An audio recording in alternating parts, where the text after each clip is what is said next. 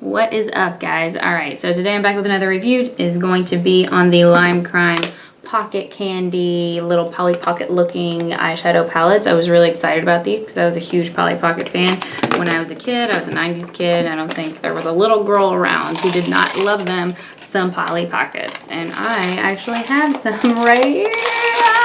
These are like the vintage Polly Pockets for real though. Like, my mom dug these up out of her attic. She kept all of them. I did have more. I had some like bigger ones, but anyway, these are the ones that reminded me of the Lime Crime Pocket Candy palette. So anyway, I'm gonna be reviewing these today. I will demo each one. I think I do actually show each shade go on my eyelid. These are not normally shades I would be into. However, because of nostalgia, I had to have them.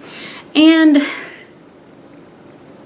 it's gonna be hard for me to say this, but I freaking hate them.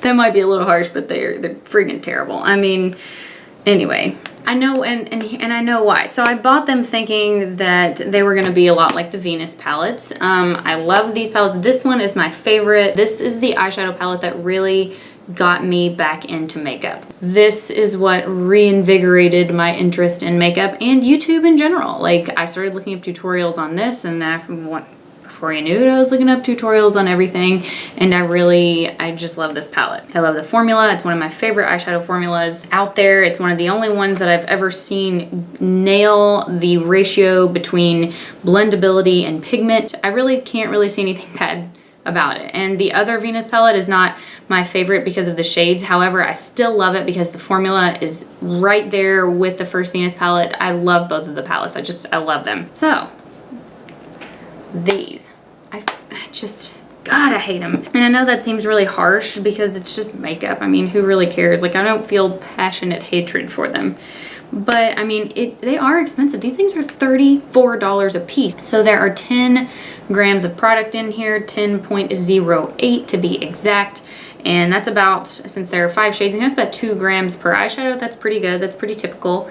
But the packaging is spectacular. These are the most well-packaged eyeshadows, but the packaging is amazing. The product inside, that's where they cheaped out. They spent so much money on this packaging. It is so solid. The plastic is so heavy. The mirror is great, but they spent so much money on this packaging that they did not spend very much money on the product inside. And that's okay, okay? So here's my take on these. Are they worthless? No, they're not worthless, because guess what? They're collector's items. They're showpieces. They're meant to sit on your vanity. They're meant to invoke nostalgic feeling. I mean, there are a lot of good things about these, okay? But none of them include the formula of the eyeshadow. None of them. I mean, I can say about as many bad things about these as I can say good things about the Venus palettes.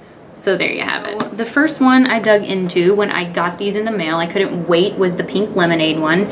I was so excited about this shade in particular, the yellow shade, and this shade, this is called strawberry. The yellow is lemonade and this one's called strawberry. Now these were the two that I was most excited about. Spoiler alert, I'm gonna give these a 0. I'm not gonna say I would ever repurchase these because I would not. If I could go back in time and I knew how bad the eyeshadow formula was, I wouldn't have bought them, even though they're freaking adorable, even though they remind me so much of my beloved Polly Pockets from when I was a kid. I just do not like them. And I am going to show each shadow applied. I've tried them wet, I've tried them dry, I've tried them over base, I've tried them in every way, shape, and form that I possibly can. This is the first one. Now the first thing I noticed when I opened this one, when I first put my finger in it, I accidentally like shifted the product. It was almost as if it were the texture of wet sand. So anyway, I'm gonna show you if you can see how crumbly that is. And I'm not even really touching it that hard. It doesn't hold together. It is just a powder bomb right here. It doesn't even seem to me like a pressed pigment because, like I said, I have tried this wet. I've tried it over a base like you would maybe a pressed pigment, and it sucks both ways. It sucks any way you cut it. I hate it. This one is the same way, but it's a different kind of formula. This one you cannot get really to stick to your eyelid very well, and you will see me try to apply these, okay? But you can see the hard pan forming here, and that's pretty typical of all of these. You can also see it on the duochrome shade up here. The hard pan here.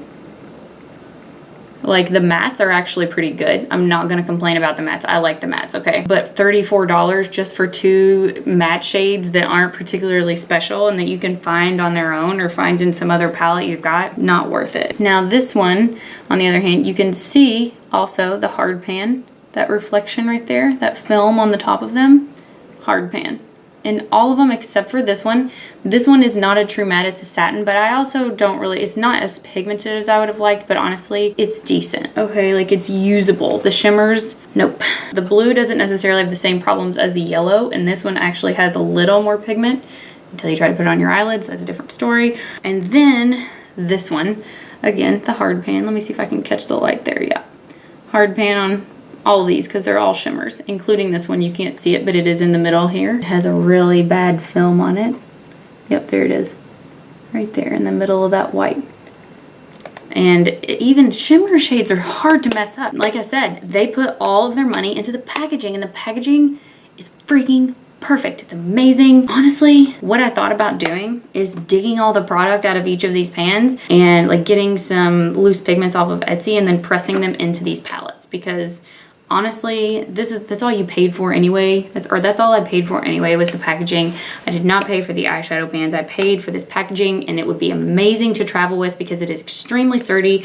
I'm not gonna lie, I dropped this pretty hard on my floor earlier and nothing in it broke. This is really sturdy packaging, and yes, I think I am going to be able to get use out of it once I dig out all these eyeshadows.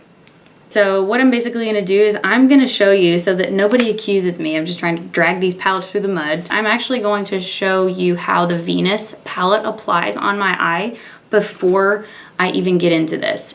Like, I'm going to show you what I expected from these. So you'll see me apply this. These are just really easy to work with. Again, can't say enough good things about them. These were my expectations, and then you will see instead what I got. Anyway, I'll shut up and start the demo. Okay, so in the interest of time, I've already done my base, foundation, concealer, prepped my eyes, did my bronzer and blush, highlight, or what little I decided to put on.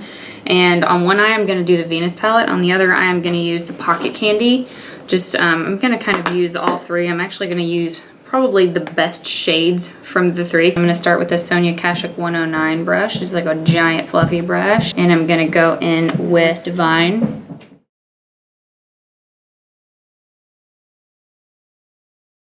Next, I'm gonna go into this Creation shade. I'm gonna use a MAC 217. Still looking for a cruelty-free dupe for this. Anybody has any recommendations?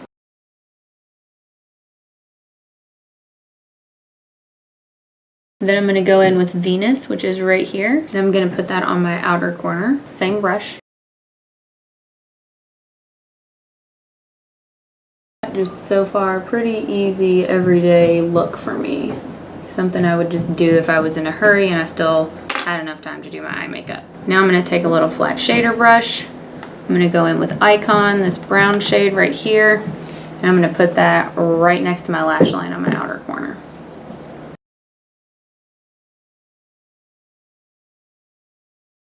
I'm just going to use, this is an Eco Tools concealer brush, but I use it to pack on shadows. Now I'm just going to kind of mimic that on the lower lash line and just kind of breeze through it.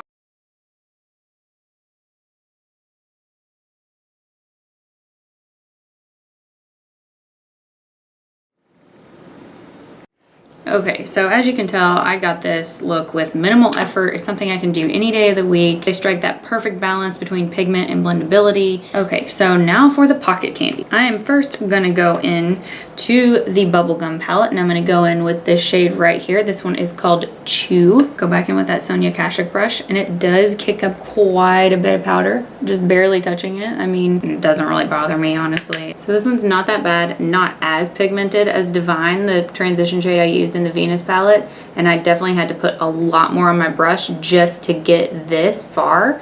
But, you know, I started with it and I was like, you know what? When I first tried it, and I was like, you know, that's not too bad actually. Like I said, I'm gonna try and use the best shades out of these palettes. So next I'm gonna go into Pink Lemonade, and I'm gonna use this shade. This one is called Brown Sugar, and I'm gonna add that to my transition. Try to keep it a little lower, not get it up too close to my brow bone, and I'm just gonna dig right into it because you kind of have to get the pigment.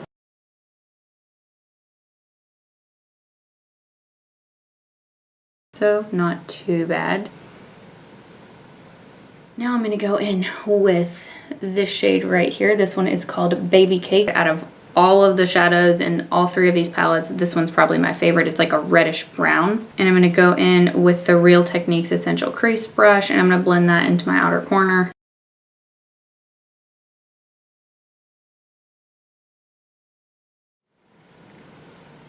Now I'm gonna go into the yellow shade. I'm gonna use this Eco Tools concealer brush because it does a really good job of picking up pigment. I'm gonna wet the brush. And now, if you can watch, I don't know if you can actually see, it is very choppy, like very chunky. It looks like there's a lot on my brush, but look at that. Nothing is coming off. Like, look at that. But here, I'm gonna keep going. Like I said, I'm gonna try and make a good look with this. And I don't know if you can see, but now I have glitter all over my face. That is not highlighter, that is the glitter. I'm just gonna kind of dust that off because trust me, it's possible. Like it was never there. And I've put quite a bit of translucent powder on my face so that I could, because I knew this was gonna happen because I have done this. I'm gonna go into this pink shade. Now this was supposed to be my other favorite. This is called Strawberry, which as you can see, I've already kind of got hard pan in it because I have tried so many different ways of working with it, including a wet brush, using my finger, anything. So I'm gonna go in with a wet brush. There is hardly any pigment coming off onto my eyelid. So I'm gonna go in with my finger now. Finger picks up quite a bit of pigment. You can see that.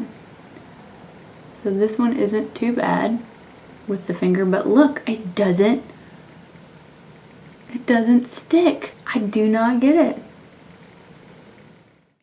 Okay, so I took that off. I've reprimed my eye, set it lightly. I'm just gonna put a light transition shade into my crease. I'm just gonna use that Chew out of the same palette. Now I'm gonna take this purple shade. It's called Blow. Take it on a dense shading brush. Real Techniques, one of my faves. So I'm gonna put that on the outer corner here. Or am I? Because look, I mean,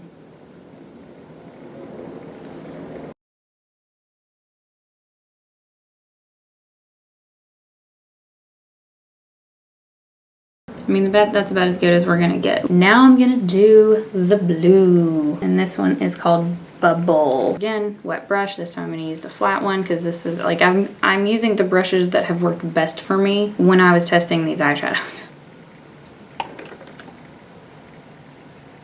I'm digging into the shadow.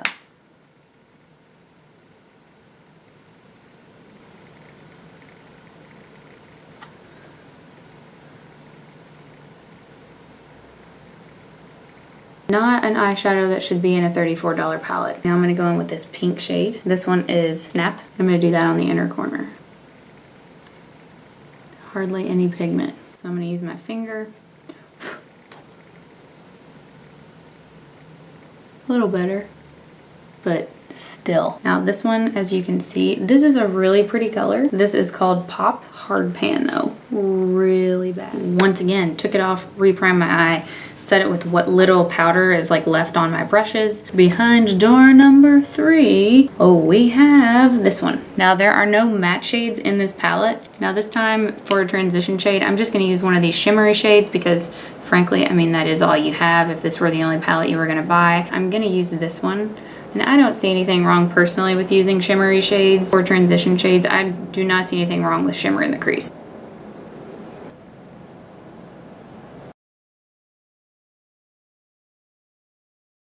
Just gonna build that up, build it up, build it up. Now I'm gonna go into this shade right here, the darkest shade. This one's called Nutcracker. I'm gonna use it in my outer corner here. I'm gonna show you how hard I'm kind of pressing in these. Dust off the excess just slightly.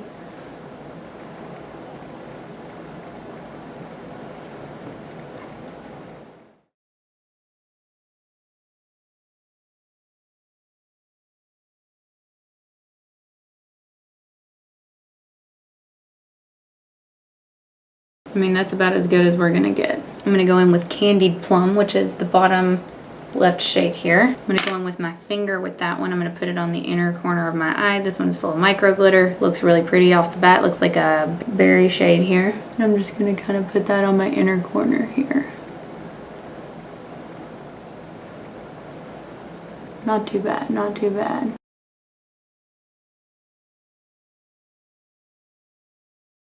Okay, next up, I'm going to use this one, which is the one I was really, really excited about. And yes, I do have to rub it that hard to get this much color payoff. And I'm going to put this on the center of my eyelid here.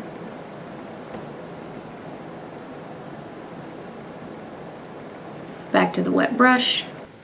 And now, even with that, I mean, it's dusty. There is nothing hardly coming off on my eye. All right, last one. I'm gonna go in with this one right here, and this one is called Icing. I'm gonna use this as my brow bone highlight in my inner corner, and it's just falling off my face. Inner corner, because why the hell not? We've come this far, right? It actually looks pretty good. Look at that. That looks good, actually. All right, guys, as you can see, I really wasn't just trying to find bad things to say about these. They really just aren't good. Like, I was trying to find good things about them when I first got them in the mail. I got them in the mail the same day as I got the...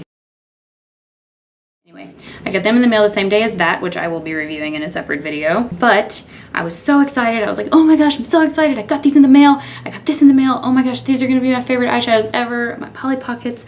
I had just got home from a trip and I brought my Polly Pockets home.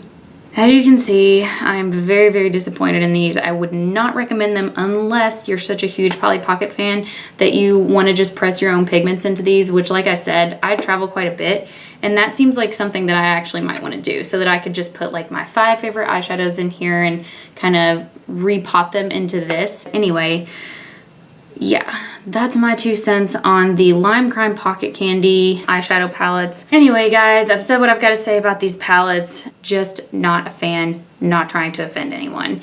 But anyway, if you want to, follow me on Instagram, follow me on Twitter. My screen name is the same as it is on YouTube.